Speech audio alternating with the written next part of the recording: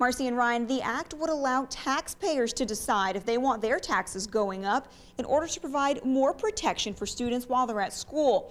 Well, one Valley police agency says, well, it's a good idea. He believes that the local police can do the job if they just all work together.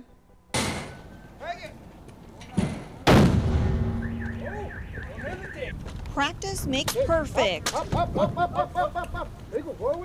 While these exercises are part of the Law Enforcement Emergency Regional Response Team's monthly training, many of the techniques can be applied to a variety of situations, such as a massive school shooting.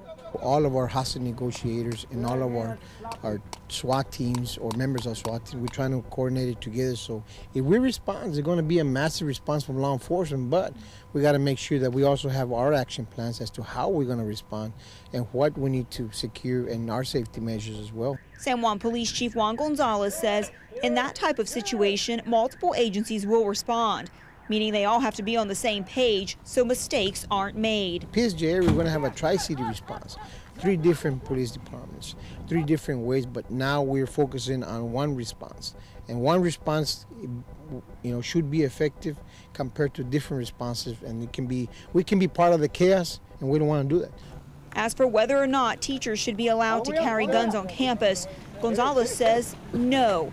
That will only add to the chaos if an active shooter is on the prowl. I think having right now teachers with weapons is just going to create more to the chaos, and we do not know who's going to be the active shooter in those kinds of cases. So we're going to have to find measures how to, if we get to that point. But that is a very viable option that's being discussed all across Texas. While there might be several options on the table, Gonzalez says for now they'll continue training.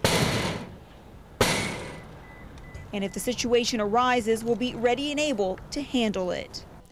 Now, this bill only addresses grades K through 12, but after this week's shooting at a community college in Houston, that could all change, and it could include higher education. In our Hidalgo County newsroom, Katie Lopez, Action 4 News.